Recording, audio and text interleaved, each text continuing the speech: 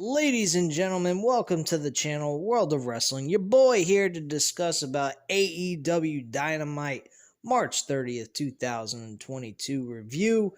And boy, oh boy, was this a breath of fresh air. AEW put on a good show here tonight.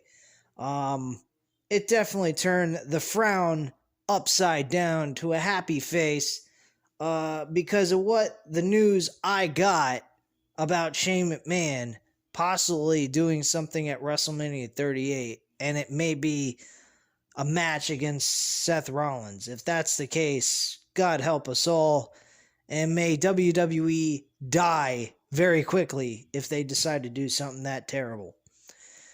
But, you know, there's other aspects that Shane McMahon might be there for. It might be for the Hall of Fame induction ceremony. It might be a way of him helping Austin Theory out in his match against Pat McAfee. But there's still that ugly idea that Shane McMahon might be Seth Rollins' opponent. So there's those possibilities right there. But getting off of WWE depressing news, let's get on to something that's more positive. It's called AEW. AEW Dynamite tonight was a good show. It had some good matches that took place. The main event was a good one. The Jay Lethal and Jon Moxley match was a fucking awesome match. Probably the best match of the night. Wheeler Yuta had a one-on-one match with Bryan Danielson that was also brutal, especially the ending. I mean, Wheeler Yuta showed defiance against Bryan Danielson, but to no avail. He ends up losing the match anyway. He gets his face stomped in like nobody's business. I thought the man received a fucking concussion if I didn't know any better. Wheeler Yuta definitely sold a concussion if it wasn't a real concussion anyway. And he ends up tapping out. Well, not really tapping out. He's basically knocked out within the submission hold of the Bella Lock. So that is what took place there. CM Punk had a match with Max Caster. Once again, the Acclaim end up losing individual matches as well as tag team matches. They seem to be more entertainers than anything else in between. That match was really good. CM Punk was good in this match. He did everything he needed to do. He landed the pile driver and then did the Anaconda device and made his opponent tap out instantly after he applied the hold. Undisputed Elite is their new name. That's the name they've gone with. Instead of Undisputed Era, they're just calling themselves the Undisputed Elite. And I like the name. They could also went All Elite Era, possibly, or whatever. It don't really matter. Undisputed Elite is probably a better choice than what I was trying to come up with. I thought of another name that I thought was good, but Undisputed Elite would be the first name I would come up with. They were in the middle of the ring celebrating a so-called victory over the tag team and world champions for stealing their championship belts from last week. They definitely look like the Undisputed Era of old from NXT, brought into the AEW limelight. And one thing I actually did like that I thought was funny as hell is the Undisputed Era actually going ahead, coming out with the titles with their own version, customized nameplates, using paper, and I guess I'm assuming it was duct tape, or not duct tape, but taped to the fucking titles with their name written on the piece of paper. This looks so childish and silly. It's stuff that you would think of a kid doing in his backyard with paper championship belts. It was so silly looking. I don't think it really mattered if they put their names on the fucking titles because nobody can really see the nameplates anyway. So who gives a shit? But just the image of them having their names on pieces of paper, like as if they have paper titles, was very humorous. I did appreciate the humor in that. They basically cut a pretty standard Undisputed Era type promo here. Kyle O'Reilly got on the mic. Bobby Fish got on the mic. All three of them were able to have their piece and their time to speak in this promo. And it was very good. It was entertaining. It was funny.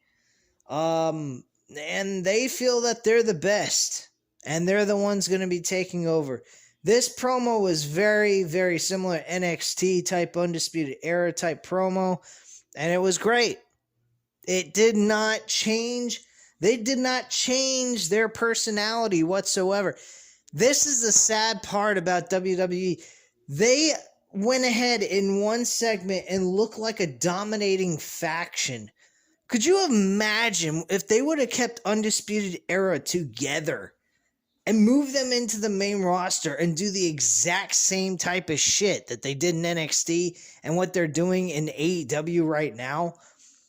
They'd be able to really elevate some divisions here. The mid-card, if you didn't even want to put Adam Cole in the world title picture right away, that is fine.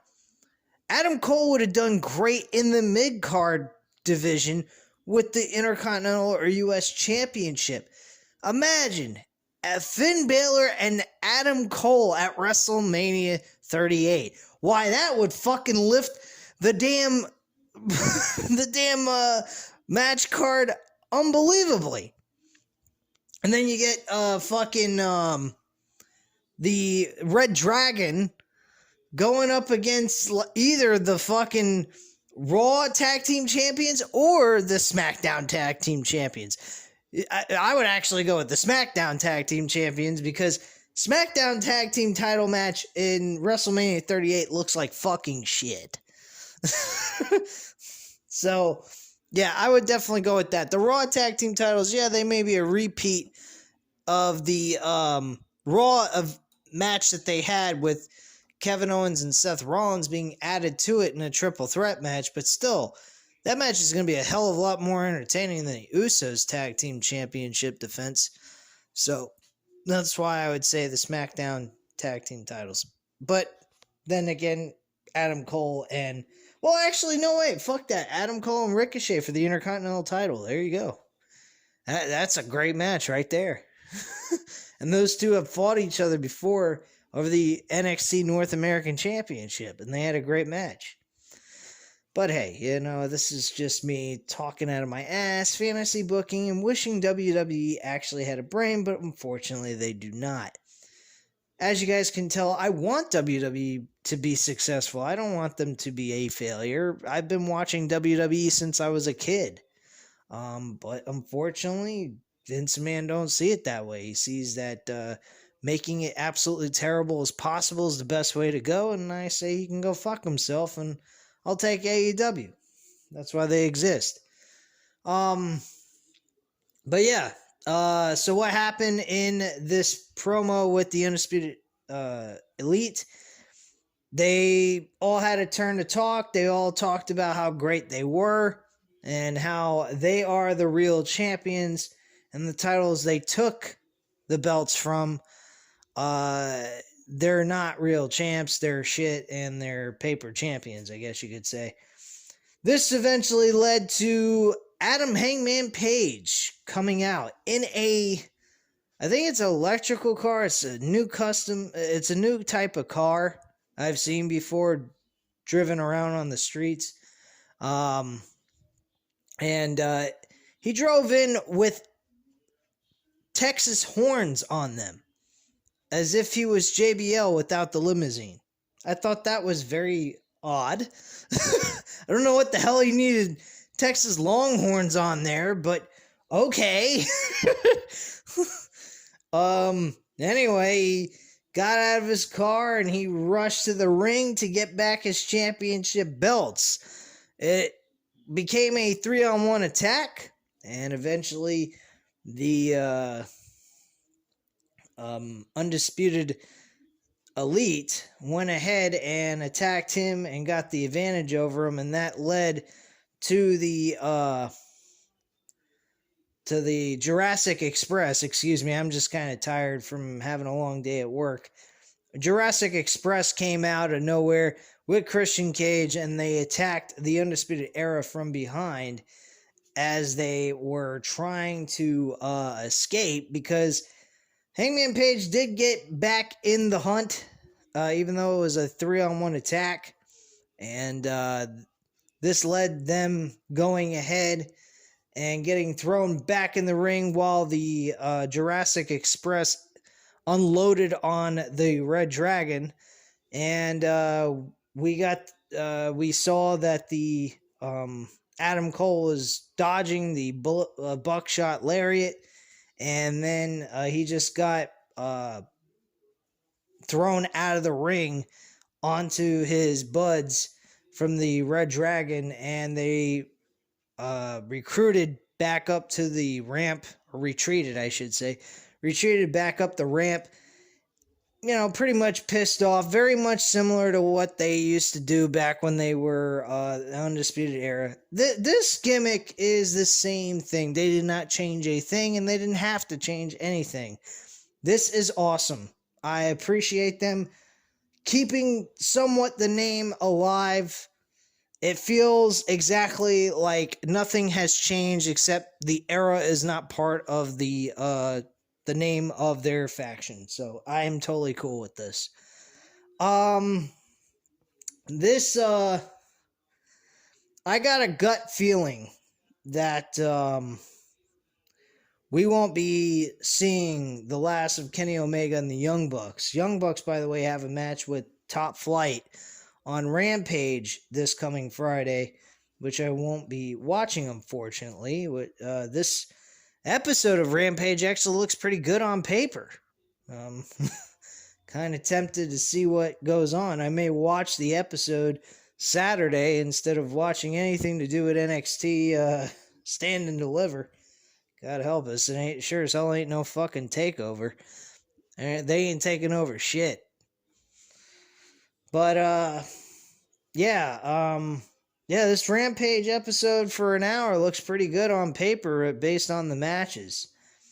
Let's go over some other things that took place. Besides that, CM Punk, after his match was over with Max Caster, he made his voice heard. He wants the World Heavyweight Championship. He says, I got a bunch of gray hairs on my beard, and there'll be a lot more before I'm done. I got scars on my face, and there'll be a lot more before I'm done. And there'll be one other thing before I'm done, and that is becoming the World Heavyweight Champion before I'm done here at AEW. And I guarantee you this year we will see CM Punk as the World Heavyweight Champion. I'm guaranteeing you this at Double or Nothing. Guarantee you CM Punk will be the new World Heavyweight Champion. He said he'll wait after Hangman Page and Adam Cole have their rematch for the World Heavyweight Championship, which I'm assuming will be taking place on a Dynamite episode. A special Dynamite episode, I should say. And after that, he will be facing the winner of that match. I think he said they're going to face each other in a couple of weeks or something like that. So, keep an eye out for that. What else? Well, we had Jericho Appreciation Society. They were talking about how JAS has done very well. They've gotten a lot of popularity. A lot of people are interested in dealing with the group and all that kind of stuff. And he said anyone that doesn't like them can go fuck themselves. Only he didn't say it out loud. He just said GFY.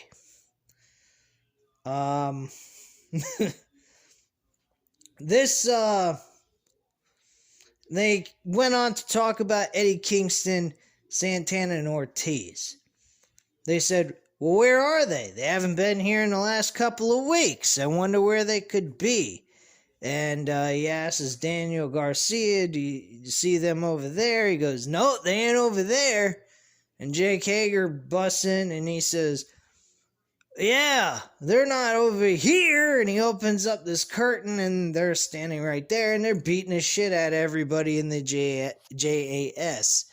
So this is being led out to the arena. We're seeing a brawl happen here. It looks pretty damn good. And the numbers game gets over on Eddie Kingston, Santana, and Ortiz. And Jericho whips out the Floyd baseball bat and annihilates all of them. With that, as well as the rest of JAS, get their hands on Kingston, Santana, and Ortiz. So, unfortunately, Kingston's group got somewhat of a revenge, but not enough to get the total win in this battle they just had. So, that's what happened there. Not a bad segment. I enjoyed that. And Jericho and his group stand tall once again. Toni Storm did make her debut. She made her debut on the show. She went up against the Bunny and, of course, won the match with a pile driver and got the 1, 2, 3. So she got the victory in that match.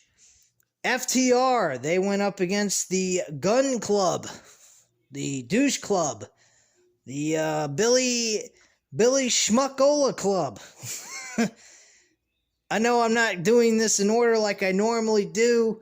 I'm just kind of burnt out, so I'm getting through this as quickly as possible and as fast as possible and giving you guys the full-on scoop of what happened and how I felt about the entire show in a nutshell. So this was actually this match was overshadowed by Wardlow and MJF. I got to admit. And it was pretty funny. MJF was on commentary. He's sitting there. He's talking shit about Wardlow. He's happy that Wardlow's gone. The group of the Pinnacle have been better without him. Sorry about the belch there. They've been better without him. And so on and so forth. I don't know how this makes any sense, though. He said he's not going to be out of his contract. He's with the group no matter what. And now he's saying this week he's not out of the group. I'm a little confused. So, yeah, someone kind of clarify that for me. I don't quite understand. I'm not catching on. Before this match actually took place, though, there was a backstage segment of this same situation. And after MJF cut his promo with FTR, he wanted to do like a team, you know, when they put their hands together to say, yeah, like go for like a football team doing that. They go 1, 2, 3, win type of thing. Well, MJF was trying to do that with FTR, and they were very hesitant to actually do anything with him. They're getting a little... they're kind of being standoffish with MJF at this point. They look like they're turning face. They're gaining a lot of popularity by the fans for some strange reason. Technically, I kind of prefer FTR as heels instead of faces, but I'll take a face run, give it a try, and see how they do. I mean, they didn't do too bad in WWE, I think, but they never got a chance to do much of anything as the Revival, so they'll figure that one out. But yeah, they're getting a lot of popularity. Fans are starting to notice them more and more each and every week. They are being cheered by the fans a lot more every single week by this team. And so, I mean, it's kind of hard to ignore the fans when they're cheering on FTR. So I guess at this point you got to change them to face and get them away from the heel run. And they also claim that they're still friends with Wardlow, regardless of the fact that MJF doesn't want nothing to do with him anymore. So there was a little bit of friction between the Pinnacle. I think the Pinnacle are going bye-bye, and as they should. They're not doing anything together, really. They're all pretty much off doing their own thing mostly. Sean Spears was kind of like Wardlow's manager until he turned on MJF. Sean Spears wasn't there either in that segment. A lot of weird things with the Pinnacle. When they were first started, they were together. They were doing everything together. And now they're not. It's very much like the Inner Circle we're doing before. And it really is not working out very much. I'm not particularly getting behind the Pinnacle. I think the Pinnacle failed when they didn't keep them together. They try to make them as individuals when they should be together all the time, except for when they have to have their own individual matches. But when it's cutting promos and stuff like that, I think they should be together. Jericho Appreciation Society, they're doing it right with them. Unfortunately, I think that they are nowhere near the Inner Circle. I think the Inner Circle is by far the best faction that AEW has ever created in their company so far. They definitely took over AEW by miles upon miles of accomplishments. I think they're the best accomplished group in AEW. And unfortunately, they had to split them up. For that reason, I have no idea, but I don't know why they didn't just work things out, turn them heels. I don't know. I really enjoyed the Inner Circle. I think they were the best thing going when it comes to factions, anyway. But yeah, Wardlow was coming down. He was walking through the backstage area where the fans can go to the concession stands. They had staff members trying to stop him from coming into the arena, and he was having none of it, man. He threw the first staff member, he threw him up against a wall and he went right through the fucking trash can. It was sick. I mean, I wonder if the guy has a broken neck because he landed right in the fucking corner of a wall. It was crazy. He then goes ahead with the second staff member. I think he throws him out of the way. You don't see where he lands anyway. And then there was a third staff member. He kicks in the gut and power bombs him on this table that has all this popcorn and shit. And when he power bombs him onto the table doesn't break. He just lands on it, and the table just stays completely intact. And the popcorn just splatters when he impacts upon the popcorn. So it's pretty fucking nuts. So he then comes through the crowd. The crowd are going nuts. They're screaming for him, Wardlow, and MJF standing up at commentary booth, and he's like, "Get this piece of crap out of here!" And you have the camera pan. I thought the camera work was fucking amazing.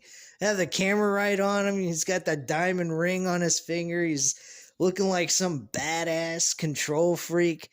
It looked very much like an old school way WWE used to do stuff. And I really enjoyed that, and I appreciated it. So Wardlow's coming through the crowd. He's got event staff members coming up the ramp, or up the steps, going where he is, and he's beating the fuck out of him with the crowd and all this nonsense. One dude with fucking dreadlocks comes up to him, and he's trying to stop him, and he's like, "Come on, don't do this," and he punches him in the fucking face, throws him over the railing, and keeps moving forward like the gosh darn Terminator. This was just plain fucking insane, man. I was loving this. So so basically he was held back though by the staff members eventually, and he was removed from the arena, I believe. And FTR, they went ahead and they finished off the Gun Club with the big rig and got the 1, 2, 3 while all this shit was going on. What they managed to do is they managed to still keep the focal point of the match on FTR while this was all going down. So I did like the balance that they made. So they probably weren't doing anything really important in the middle of the ring, so nobody really missed anything that you would care to watch. And just Wardlow and MJF's whole thing that they were doing in that portion of that match was really entertaining. And then they went back to it, and the match was getting better, and they eventually won the match. So that's pretty much what they did there. So I already brought up about Toni Storm. Nyla Rose, she had a moment on the show, which wasn't all that much. They were having technical difficulties with Vicky Guerrero. Thank goodness. I was glad they were fucking up the microphone for her, because I can't stand when she talks. I loved her ex-husband, Eddie, but her, on the other hand, maybe she's a loving, caring wife that she was towards Eddie Guerrero, but as a character on screen, God, get her off. Please. She's annoying. She hurts my eardrums. And thankfully, the microphone was not working for her when she was cutting this promo. Thank goodness. This really sucked. But yeah, Nyla Rose pretty much said that she's going to destroy Thunder Rosa when she gets her hands on her and beat her ass. Jade Cargill had a moment on there, which wasn't much. Shafir is her next opponent for the TBS Championship. She is a former MMA fighter, also used to perform in NXT, and eventually let go, of course, like they all do, because WWE believes that budget cuts is very important. Like, that's what they're doing. Sure, right. We know what you do, WWE. You can't play stupid with us. We're not that dumb. Okay? Some of the fans might be fucking blithering idiots, but we're not all that dumb, okay? But yeah, that was pretty much it, guys. I mean, and then Andrade and Darby Allin, excellent match, despite the fact the outside beating that took place before the match even started. Why the referee didn't take the time to interfere with this whole situation that was taking place so that this match would be fair is beyond me. I was going, what the hell is the referee doing? Like, why isn't he calling for the bell? Why isn't he interfering in this beatdown that Andrade Idolo was doing to Darby Allin? I mean, I'm going, what the fuck is he doing? It makes no sense. And I'm just going, what? The guy hasn't even got a chance to get in the ring. They're using skateboards. They're using the steel steps. I mean, one moment, Andrade went ahead and did some sort of move with Darby Allin and smashed him right on top of the steps. I mean, I'm going, what the fuck? This is insane, man. So eventually got him in the ring. Darby Allin pulled the referee. The referee was about to, just not even do the match, have it as a no contest. And he ends up going ahead and grabbing the referee and saying, look, you're not going to go ahead and restart this match. You're going to go ahead, not restart. Not have the match take place. I'm ready to go. Ring the fucking bell. And that's what happened. The bell rang, and these two guys had a barn burner of a fucking main event. Very entertaining match. Unfortunately, Butcher and the Blade came down. They were trying to interfere in the match. And with Sting going ahead and attacking Andrade's, I guess you could say manager. I mean, I don't even know what the fuck this dude is. I don't even know his damn name. Like, what does it matter? He's unimportant. I don't even know why he's with Andrade. Andrade's getting better with his English. I don't think he needs a freaking manager, period. But who really cares? But anyway, Sting notices him coming down the ramp to interfere in the middle of the match. he gets involved. He starts beating the crap out of this manager. And then Butcher and Blade come down to beat up Sting. And Darby Allin sees this, and he leaps. He was about to do the coffin drop, I believe, on Andrade. And he does a cross body on both Butcher and the Blade on the outside near from the corner where he was by the turnbuckle. And he leaps over the camera that's in the corner of where the turnbuckle is, leaps over that and on top of both of them in an extremely high flight. He got really high in the air and landed right on top of both of these guys, and they fell to the fucking floor. He gets back in the ring, and Andrade hits his modified DDT maneuver that he utilizes all the time and gets the 1, 2, 3, and that's how the match ends. This eventually led to Butcher and the Blade and Andrade, along with the Private Party, doing a 6-on-1 attack on Sting, because Sting was in the ring checking on Darby to make sure he was okay. And all of a sudden, the Hardy Boys show up. And by the way, the Hardy Boys are going up against Butcher and the Blade in a tables match next week, which should be a very exciting match. I hope that's the main event. I think it's noteworthy to be the main event, based on the fact that it's the Hardy Boys and they're in a tables match, which they were very well known back in the day of being in table matches a lot, in the Attitude Era. So I think they would be letting themselves down unless they got something else that's better than that as a main event. I would make that my main event of the show. But yeah, Hardy Boys show up. Matt and Jeff Hardy show up. Their music hits. And man, that crowd fucking erupted like as if they were at a major pay-per-view event having a surprise being delivered in the show. And man, did they fucking explode. I mean, it sounded like as if Stone Cold or The Rock was showing up at AEW, for goodness sakes. Maybe not that loud, but still pretty loud.